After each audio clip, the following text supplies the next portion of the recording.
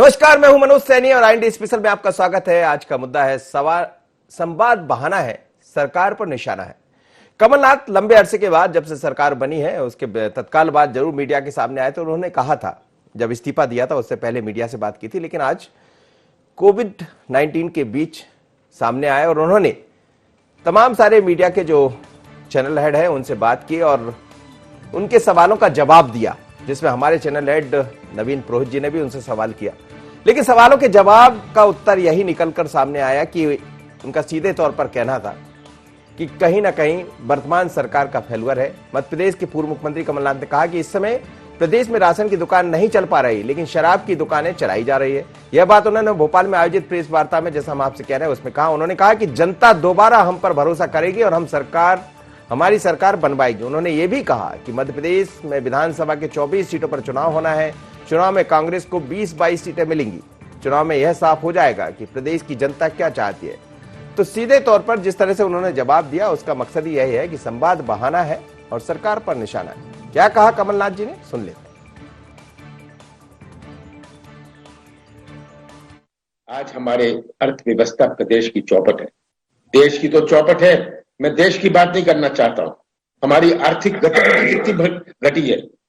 आज जो मजदूर हुए, जो छोटा व्यापारी हुए, जो छोटा दुकानदार हुए, हमारे उद्योग से जुड़े हुए जो ट्रक हैं, जो बस हैं, जो ढाबे हैं, ये आर्थिक गतिविधि कैसे इतनी कम हुई है और इसका क्या प्रभाव पड़ेगा पूरे प्रदेश में अगले 1-2 सालों में।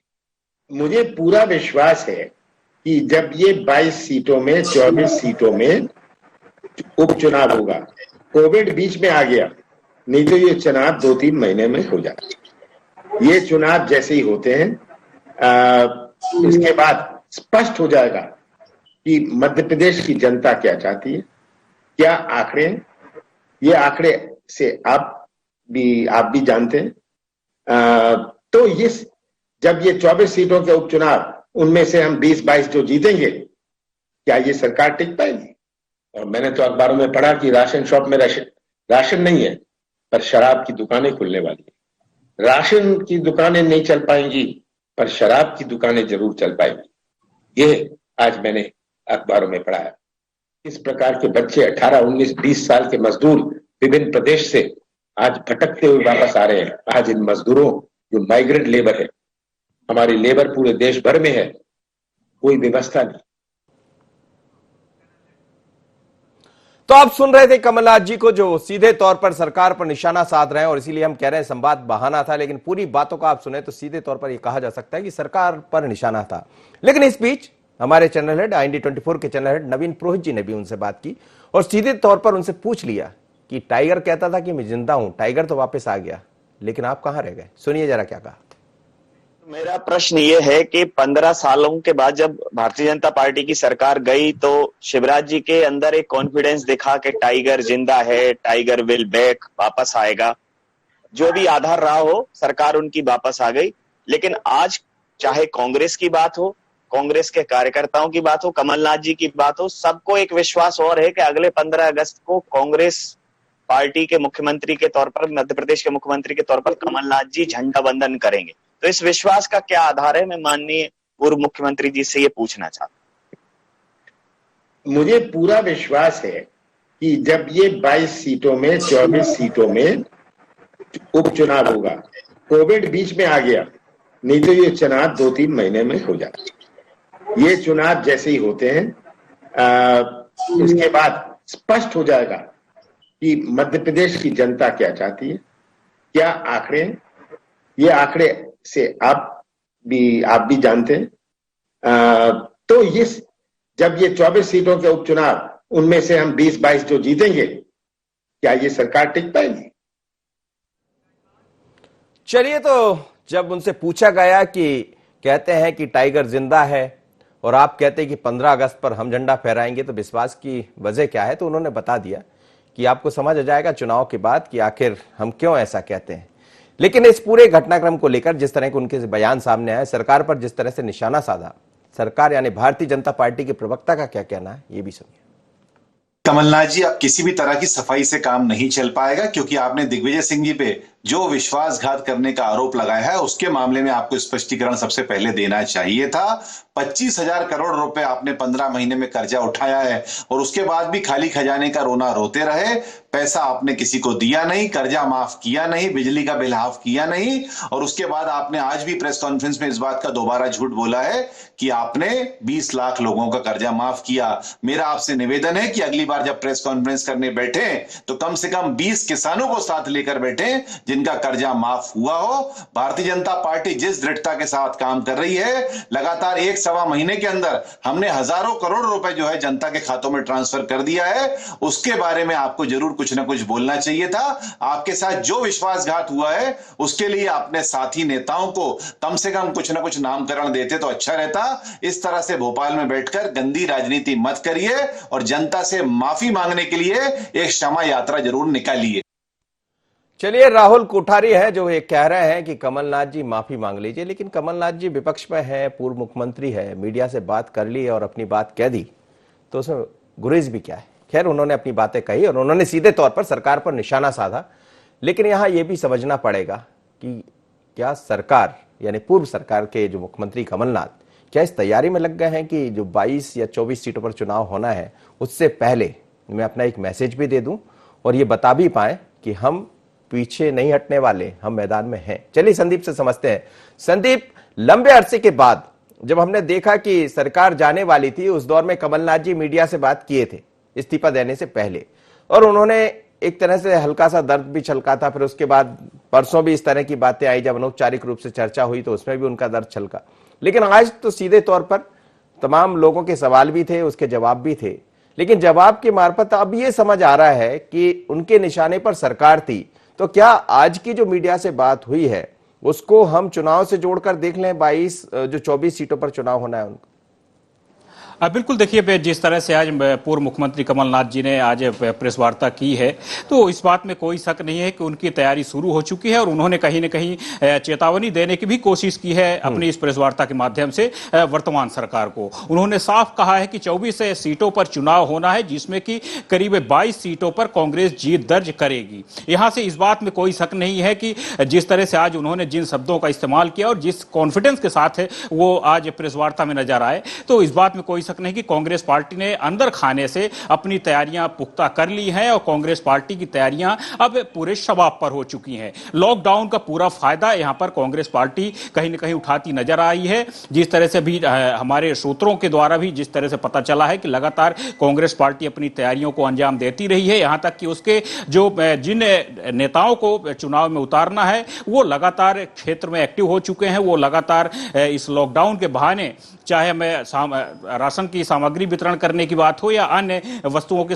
वितरण की बात हो, लोगों के साथ लगातार उनका कहीं न कहीं संवाद जारी है। तो इस बात में कोई शक नहीं है कि कांग्रेस पार्टी यहां पर कहीं से भी अपने आप को कमजोर नहीं आ करी और कांग्रेस को अभी भी उम्मीद है कि वो आगे चल करके करीब 20 से 22 सीटें जीतेगी और एक बार फिर से प्रदेश में कांग्रेस की जीत यहां पर जीत दर्ज करेगी। जी, लेकिन हम देख रहे हैं लगातार भारतीय जनता पार्टी के निशाने पर पूर्व की सरकार है, कमलनाथ है, और कमलनाथ जी ने यह भी कहा था कि आपको याद होगा जब चुनाव से पहले राहुल गांधी आए थे और मैंने खुद उसको कवर किया था उस दौर में, मंदसौर में जब वो पहुंचे थे, तो उन्होंने ये भी कहा था कि जैसे ही सरकार बनेगी सभी का कर्जा माफ हो जाएगा। कर्जा आधा माफ हुआ, इसमें कोई शक नहीं, लेकिन कमलनाथ जी ने बनने के साथ ये कह दिया था कि ये पहली शुरुआत है, कर्जा सबका माफ होगा। पर इस तरह के मुद्दे जब चुनाव मैदान में पहुंचेंगे और भारतीय जनता पार्टी ये कहेगी कि कर्जा माफ नहीं कर पाए, फिर कैसे सफाई देंगी? क्योंकि उनका नारा भी था बिजली आप, बिजली हाफ,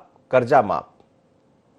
अब बिल्कुल देखिए, यहाँ पर कहीं ना कहीं बैकफुट पे इस मुद्दे पर जरूर कांग्रेस होगी, क्योंकि जिस तरह से कांग्रेस के पूर्व राष्ट्रीय अध्यक्ष राहुल गांधी ने मध्य प्रदेश में आकर के ऐलान किया था, उन्होंने साफ कहा था कि 10 दिन के अंदर कांग्रेस पार्टी यहाँ के किसानों का कर्जा माफ करेगी, 2 लाख रुपए तक का कर्जा माफ हो जाएगा। इस मामले में उन्होंने या तो फिर सही तरीके से अपने अर्थशास्त्रियों के साथ बैठक नहीं की, सही तरीके से रणनीति तैयार नहीं की, सही तरीके से यहाँ का जो भौगोलिक स्थिति है, जो यहाँ पे के किसान है उनका कितना कर्जा है, सारी चीजों का शायद वो गणित लेकर के यहाँ पर नहीं आए, जिसका खामियाजा अब कहीं ना कहीं चुनाव में भी भुगतना पड़ सकता है। उन्हें ऐसा लगा था कि प्रदेश में सरकार बनेगी और उसके बाद तत्काल ऋण माफी हो जाएगी। देखिए, सिर्फ दस्तखत करने से काम नहीं होता है। मुख्यमंत्री कमलनाथ से शपथ लेते ही यहाँ पर पूर्व मुख्यमंत्री कमलनाथ ने सबसे पहले उन्होंने ऋण माफी के कागज पे दस्तखत किए थे, लेकिन सिर्फ दस्तखत से काम नहीं होता है। जब तक किसानों के खाते में वो ऋण नहीं जाएगा, जब तक उनका ऋण माफ नहीं होगा, तब तक वो हकीकत धरातल में उतरती नजर नहीं मानी जाती है। लिहाजा यहाँ पर वही देखने को मिल रहा है। सरकार ने कुछ लोगों का ऋण माफ जरूर किया है, लेकिन जो 2 लाख रुपए तक का कर्ज माफ करने का वादा किया गया था कांग्रेस पार्टी की ओर से, वो बिल्कुल पूरा नहीं हुआ है, इस बात में कोई शक नहीं है। और इसीलिए यहाँ पर भारतीय जनता पार्टी के पास मुद्दे हैं। सरकार यहाँ पर कांग्रेस पार्टी को घेरने के लिए हजारों सवाल हैं, और यहाँ पर इस बात में कोई शक नहीं कि जिस तरह से काउंटर करने के लिए भारतीय जनता पार्टी मानी जाती है, तो यहाँ पर जरूर भारतीय जनता पार्टी इन सब चीजों का फायदा उठाएगी, किसानों के बीच जाएगी, और किसानों के ही कारण मध्य प्रदेश में एक बार फिर से कांग्रेस की 15 साल बाद पुनरावृत्ति हुई, और कहीं ना कहीं किसान ही यहाँ पर सबसे बड़ा रोल फिर से अहम। लेकिन संदीप, आज जो ओवरऑल बात हुई है, आपने सुना होगा, क्या इसमें मुख्य क्या दिखाई दे रहा है आपको? क्या ये माना जाए, जैसा हम आपसे शुरुआत में कह रहे थे कि ये तैयारियां चुनाव को लेकर ही है, क्या ये माना जाए कि बार बार इस तरह के सवाल उठ रहे थे कि आखिर कमलनाथ जी चले कहां गए, दिखाई नहीं दे रहे हैं, कोई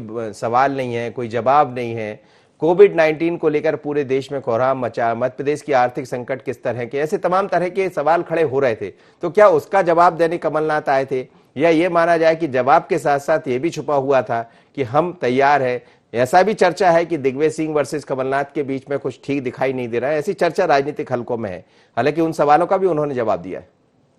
बिल्कुल, देखिए, जैसे कि 2-3 दिन पहले बैठक हुई थी उनकी, कुछ यहाँ के पत्रकारों से, वरिष्ठ पत्रकारों के साथ बैठक हुई थी, उनके निवास पर बैठक हुई, और उस बीच कहीं न कहीं उनके जुबान से कुछ जो शब्द थे, जो अंदर की वेदनाएं थी पूर्व मुख्यमंत्री दिग्विजय सिंह को लेकर के, वो उभर करके सामने आई। हालांकि इसका तुरंत उन्हें एहसास हुआ, और कहीं न कहीं उन्होंने कल इन सब चीजों को सिरे से खारिज किया, और उन्होंने उल्टे कहा कि मेरे बयानों को तोड़ मरोड़ करके परोसा गया है। पर कहीं न कहीं देखिए, अगर धुआं चला है तो आग जरूर लगी होगी। और अगर यहां पर देखिए, ये भी कहना चाहूंगा कि हमें तो अपनों ने लूटा, दूसरों में कहां दम था, और कुछ यहां पर कांग्रेस के साथ यही स्थितियां नजर आई। खुद उसके विधायक टूटे और बीजेपी की ओर गए, सरकार गिर गई। और सवाल इस बात का भी उठता है कि अब कहीं न कहीं जनता का सबसे विश्वास जीतना कांग्रेस के लिए बड़ा सवाल होगा। कई तरह से बातें उठ रही कि खरीद फरोख्त हुई, हॉर्स ट्रेडिंग हुई, तो सवाल यह भी उठता है कि अगर जनता विश्वास करे कांग्रेस के ऊपर, तो किन आधारों पर करे? जनता को यह भी लगता है कि अगर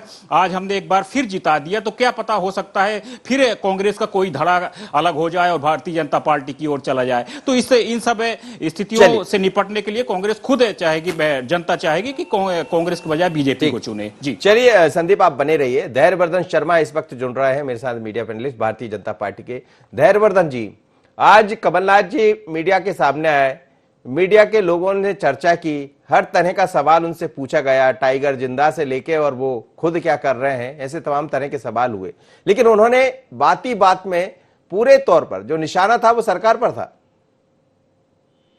आज महत्वपूर्ण दिन है सच में, और महत्वपूर्ण इस नाते कि कमलनाथ जी दिख रहे हैं, वरना कमलनाथ जी तो मुख्यमंत्री रहते हुए भी नहीं दिखते थे, और प्रेस से उनकी जो दूरी थी वो चर्चा का विषय रहती थी। प्रेस के साथ जो उनकी रूखा व्यवहार था, वह भी उस समय प्रेस के गलियारों में चर्चा का विषय रहता था। ऐसे में बड़े मीडिया फ्रेंडली हो रहे हैं आजकल पूर्व मुख्यमंत्री जी। महत्वपूर्ण दिन है, मैं स्वागत करूंगा कि ऐसे कभी कभी बतियाते रहें। पत्रकार मित्रों की भी तमाम सारी इच्छा होती है सवाल जवाब करने की, उस प्यास को मिटाते रहें। बाकी कमलनाथ जी बहुत दुखी हैं इस समय, दिल के अंदर की जो बात थी वो जुबान पर आ गई, क्योंकि घर को आग लग गई घर के चिराग से, इसलिए उन्होंने 2 दिन पहले वो सत्य बयां कर दिया। फिर भले ही मैंने सुना कि चाय पर चर्चा भी हुई है इन लोगों की, तो चाय तो गले के नीचे क्या उतरी होगी, क्योंकि प्याली में तूफान पहले ही खड़ा हो गया 24 घंटे पहले। अब आरोप लगाने से होता क्या है? आप सरकार संभाल नहीं पाए, विकास कार्य ठप रहे पूरे सरकार के कार्यकाल में। किसानों की कर्ज माफी, अगर आप जुबान के धनी थे तो 10 दिन के अंदर ही आपको 2 लाख रुपए तक का कर्जा माफ करना चाहिए था, तो उसको किश्तों में लेकर के गए कि पहले थोड़ा थोड़ा करेंगे फिर थोड़ा और करेंगे, ताकि किसान कर्ज माफी का जो सीरियल है ना वो पूरे 5 साल चलता रहे। ये सब चालाकियां जनता के ध्यान में है, इसलिए आज मध्य प्रदेश की जनता की इनके प्रति कोई सहानुभूति नहीं है, बल्कि लोग जश्न मना रहे हैं कि अच्छा होगा पिंड छूटा, इतनी जल्दी सोचा। लेकिन वो तो कह रहे थे अभी तो पिक्चर शुरू हुई है, ट्रेलर देखा आपने, एंड तो हम दिखाएंगे। पिक्चर तो ट्रेलर हमने भी देखा है, प्रेस ने भी देखा है, मध्य प्रदेश की जनता ने भी देखा है, सबने देखा है ना। पता नहीं अब कौन सी पिक्चर लेके आएंगे वो। ये एक पिक्चर तो उनकी बुरी तरह फ्लॉप हो गई। कांग्रेस मेरे साथ जुड़ेगी तो उनसे ही पूछूंगा मैं ये सवाल। जी कहिए, आप जवाब दीजिए। तो वो तो पूछना ही चाहिए आपको, पर मैं आपसे कह रहा हूँ कि सच में ये जो 16 महीने में इन्होंने अपनी दुर्गति करा ली कि आज इस तरह सरकार अगर जाती तो पब्लिक में भी इनके प्रति सहानुभूति उपजती। अगर इन्होंने वास्तव में अच्छे काम किए होते, लोग कहते उफ ये क्या हुआ, पर उल्टा हुआ। ये चले गए तो लोगों ने कहा हे प्रभु ये ठीक हुआ, ये निकल लिए, क्योंकि सरकार हमारी अपेक्षाओं पर खरी नहीं उतर रही थी। कर्मचारी नाराज थे, निर्माण कार्य ठप्प थे, मध्य प्रदेश के जितने विभाग हैं उनमें विकास कार्य लगभग समापन की स्थिति में थे, ठेकेदारों के पिछले पेमेंट हो नहीं पा रहे थे, मध्य प्रदेश की तमाम लोकप्रिय योजनाओं को इन्होंने पलीता लगा दिया था, खूंटी पर टांग करके रख दिया था। ये सब भूली थोड़ी है मध्य प्रदेश की जनता। लेकिन वो ये कह रहे हैं कि 22 से 24 सीटें हम जीत कर आ रहे हैं, 24 सीटें हैं, 24 में से 22 पर हम आ जाएंगे, और यदि ऐसा हो जाता है तो फिर टाइगर जिंदा नहीं रहेगा। मन बहलाने को गालिब ये ख्याल अच्छा है। मैं तो कह रहा हूँ कि सेहतमंद बने रहे उन 24 सीटों की आशा में। ये और मिस्टर बंटा ढार इनके खासा खास पलीता लगा करके जो बैठे हैं दूर से मुस्कुरा रहे हैं, तो कोई बात नहीं, सोचना चाहिए। मध्य प्रदेश का प्रमुख विपक्षी दल है, चुनाव तो चुनाव होता है, चुनाव हमेशा अच्छा ही होता है, और हमारे प्रदेश में कभी एक तरफा रहा भी नहीं है चुनाव। इसलिए अगर वो ऐसी कोई उम्मीद पाले बैठे तो ये उनका अधिकार है, पाल लेना चाहिए। पर भारतीय जनता पार्टी तो जनता के भरोसे है, जनता को ये भरोसा है कि ये हमारी सुनते हैं, हमारी सेवा करेंगे, हमारी पहुंच के दायरे में। और ये ऐसे मुख्यमंत्री हैं जो कम से कम सचिवालय और वल्लभ भवन से बाहर निकल कर भी किसानों के खेतों तक जाने का भाव रखते हैं, सड़कों पर उतरते हैं, लोगों की फिक्र करते हैं, लोगों से तमाम वैचारिक जिक्र करते हैं। इसलिए हमें इन सबके कांग्रेस के इस प्रकार के आरोपों और इनकी अपेक्षाओं पर, इनके दावों पर कोई ज्यादा हमें कोई फर्क नहीं पड़ने वाला। चलिए, बिल्कुल आप ठीक कह रहे हैं, लेकिन आप बने रहिएगा मेरे साथ, क्योंकि सवाल कमलनाथ जी के बहुत है, और सब यदि केंद्र में हम देखें तो कहीं ना कहीं जो 22 सीटें हैं उन पर चुनाव की चर्चा खूब हुई है, और कमलनाथ जी भी ये मानकर चल रहे हैं भले दूरी रही लेकिन अब कम से कम नजदीक आ जाएं, और नजदीक नहीं आएंगे तो फिर सब समझते हैं आप बीच की दूरियां किस किस तरह से सामने आई। ये बात बिल्कुल सच है, सही कह रहे हैं संदीप। संदीप से जी जी संदीप, आप मेरे साथ जुड़े हैं। संदीप जी, आप भारतीय जनता पार्टी, धैर्यवर्धन जी बोल रहे हैं। चलिए मैं कांग्रेस की एक प्रतिक्रिया ले लूं, फिर आपके पास लौट रहा हूं। अवनीश जी मेरे साथ जुड़े। अवनीश बुंदेला जी, स्वागत है आपका। भारतीय जनता पार्टी कह रही है कि अच्छा है, सपना सबको देखना चाहिए, सपना देखने में जाता क्या है? देखिए मनोज जी, भारतीय जनता पार्टी क्या है, अपने अहंकार में एकदम अंधी हो चुकी, भूल चुकी है। भारतीय जनता पार्टी ये भूल चुकी है कि ये सत्ता जो उसको मिली है, ये चुराई हुई सत्ता है, चोरी की हुई, लूटी हुई सत्ता है, धन बल के दम पर, पैसे के दम पर, बाहुबल के दम पर। ये सत्ता उसको जनता ने नहीं दी है, जनता ने तो चुनकर हमको भेजा था। ये अलग बात है, खरीद फरोख्त करके हमारी कश्ती में ही छेदता, हमारे यहाँ विभीषण मौजूद थे, तो इस तरह से उन्होंने सत्ता हथियाई है। लेकिन ये सत्ता मैं उनको बताना चाहता हूँ स्थायी नहीं है। आज हमारे पूर्व मुख्यमंत्री आदरणीय कमलनाथ जी ने भी जो बात कही है, उन्होंने निश्चित तौर पे कहा है कि साहब हमने अपने समय में 15 महीने की सरकार में जो कार्य किए, जनहितैषी कार्य किए हैं, हमने किसानों का कर्जा माफ किया है, हमने बहु बेटियों के लिए कार्य किया, हमने रोजगार उत्सर्जन के लिए काम किया, हमने इंडस्ट्रियलाइजेशन के लिए काम किया। तो सारी बातें आज कमलनाथ जी ने रखी हैं। उसमें मुझे लगता है भारतीय जनता पार्टी के पेट में दर्द होता है। और भारतीय जनता पार्टी तो इवेंट मैनेजमेंट की कंपनी। मनोज जी, मैं आपसे पूछना चाहता हूँ, क्या कोरोना पूरी तरह से ठीक हो गया है कि आज फूलों की वर्षा कर रहे हैं अस्पतालों के ऊपर भोपाल में? ये भी बड़े आश्चर्य की बात है। क्या हर में आप इवेंट बनाने का प्रयास करते हो? तो ये भारतीय जनता पार्टी का ये तो मनोबल बढ़ा रहे हैं, ऐसा वो कह रहे हैं कि जिन लोग जो वॉरियर्स लगे हुए हैं उनका मनोबल बढ़ाने के लिए उन्होंने ऐसा किया, ऐसा सरकार कह रही है। मनोज जी, मनोबल बढ़ाना है तो सबसे पहले उन लोगों का मनोबल बढ़ाइए जिन 150 लोगों की मौतें हुई हैं, उनका मनोबल, देखिए फूल बरसाने से मैं मान रहा हूँ मनोबल बढ़ाना चाहिए, लेकिन ये आडंबर नहीं होना चाहिए। आपके जो नासिक से जो कुछ लोग आते हैं, मजदूर आते हैं, उनसे तो आप 350 315 रुपए किराया ले लेते हो और आप उसका कारण बताते हो कि आपके पास पैसे की तंगी है, और एक तरफ आप हेलीकॉप्टर से हवाई जहाज से फूल बरसाते हो। तो ये सारी चीजें क्या है, कहीं ना कहीं कनेक्ट नहीं हो पाती मनोज जी। ये मैं कहूंगा भारतीय जनता पार्टी राजनीतिक पार्टी कम, एक इवेंट कंपनी ज्यादा तो है। अपन ये मान लिया जाए कि आज का जिस तरह का संवाद था कमलनाथ जी का, संवाद एक बहाना था लेकिन पूरी तरह सरकार पर ही निशाना था। देखिए, हमने कहा है सकारात्मक और एक मजबूत विपक्ष की तरह। देखिए, भारतीय जनता पार्टी भूल गई कि अब सरकार उनकी है, कमलनाथ जी मुख्यमंत्री नहीं है, कमलनाथ जी विपक्षी पार्टी के प्रदेश अध्यक्ष हैं। तो कमलनाथ जी जो विपक्ष के नेता को जो करना चाहिए वो अच्छी तरह से कर रहे हैं। उनने बकायदा अपने कार्यों को गिनाया, और एक विपक्ष के नेता का जो काम होता है, जो विपक्षी पार्टी अध्यक्ष का, वो उन्होंने किया है। जी धैर्यवर्धन जी, बहुत आरोप है आप पर, जवाब दे दीजिए कि आप तो हर कार्यक्रम को इवेंट बना लेते हैं। मुझे लग रहा है इनके जवाब कोरोना फाइटर भी सुन रहे हैं, और उनके शुभचिंतक लाखों करोड़ों लोग जो मध्य प्रदेश में रहते हैं वो भी सुन रहे हैं।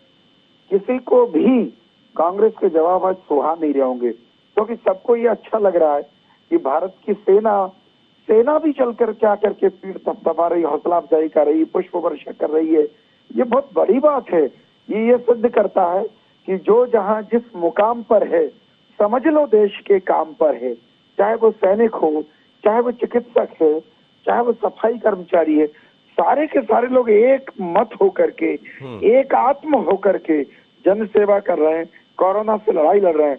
ऐसे में सकारात्मक भाषा बोलने का स्वभाव ही हमारे कांग्रेस के मित्रों का होना चाहिए।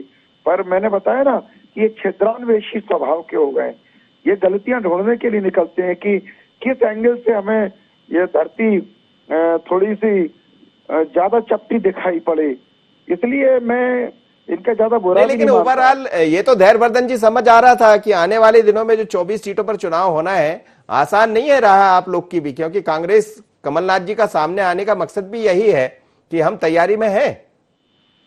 तो हमने कभी बड़बोलेपन की बात की भी नहीं। आपके प्रश्न के उत्तर में भी बहुत विनम्र जवाब दिया था मैंने, तो बुंदेला जी संभवतः जुड़े नहीं थे। मैंने कहा था कि मध्य प्रदेश में द्विदलीय व्यवस्था है, एक तरफा चुनाव यहाँ कभी नहीं होते, चुनाव यहाँ रोचक ही होता है।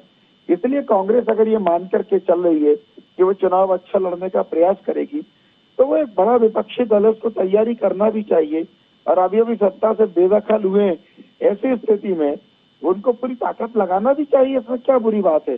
पर मैंने बताया ना कि हम जनता जनार्दन के भरोसे हैं, हम अपने कार्यकर्ता की शक्ति का भरोसा करते हैं, और जनता में हमारा मूल्यांकन बड़ा सकारात्मक है। मैंने कहा ना कि लोग कह रहे हैं। चलिए अवनीश जी से एक सवाल मैं कर लेता हूं। अवनीश जी, उन्होंने ये भी कहा एक सवाल के जवाब में कि ट्रेलर आपने देखा है, पिक्चर अभी बाकी है, तो वो ट्रेलर कौन सा था और पिक्चर कौन सी बची, ये बता दीजिए। देखिए, पिक्चर तो अभी पूरी बाकी है। जिस तरह से 3.5 साल का कार्यकाल इस विधानसभा का पूरा बचा हुआ है, और साफ बात यह है कि पिक्चर ही बाकी, मतलब जनता के हाथ में अभी भी निर्णय, कहते ना वो एक है, कहते ना आखिरी में कौन निर्णय देगा, जनता आखिरी निर्णय देगी। वो भी 24 सीटों पर उपचुनाव होना बाकी है। तो वो बिल्कुल सत्य कहा कि पिक्चर अभी बाकी। ये जो आपको करना था, आपने बकायदा एक उसकी टाइमिंग ऐसी रखी कि आपने सरकार गिराने के लिए आपने पूरे देश में जनता की जान को खतरे में डाला, आपने पूरे देश में लॉकडाउन 10 दिन लेट किया। इसके लिए तो मैं कटघरे में राज्य सरकार शिवराज सिंह चौहान जी को और पूरी केंद्र सरकार को कटघरे में खड़ा करूंगा। इसके बाद आप जिस कोरोना का पहले मजाक उड़ाते थे राष्ट्रीय स्तर पर, इनके केंद्रीय मंत्री हर्षवर्धन जी, यहाँ पर इनके सारे नेता, चाहे शिवराज जी हो चाहे नरोत्तम जी, कोरोना का मजाक उड़ाते, कोरोना को डरोना बताते थे। और जिस दिन आपने शपथ ली, शाम को ही बिल्कुल क्या टाइमिंग थी साहब, 2 घंटे में लॉकडाउन घोषित कर दिया इनके प्रधानमंत्री नरेंद्र मोदी जी ने 21 तारीख को। तो कहीं ना कहीं इसमें रार तो है मनोज जी, कहीं ना कहीं रार भी है, तकरार भी है, और बहुत कुछ अभी देखना भी बाकी है। आप दोनों मेहमानों का धन्यवाद। मेरे साथ अवनीश बुंदेला जुड़े और साथ ही धैर्यवर्धन और हमारे सहयोगी संदीप।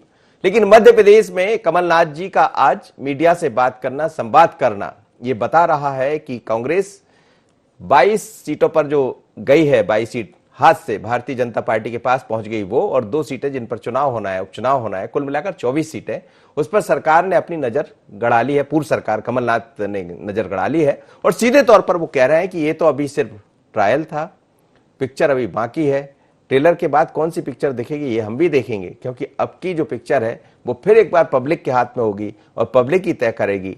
लेकिन संवाद बहाना, सरकार पर निशाना, इतना ही। मुझे दीजिए इजाजत, बने रहिए IN24।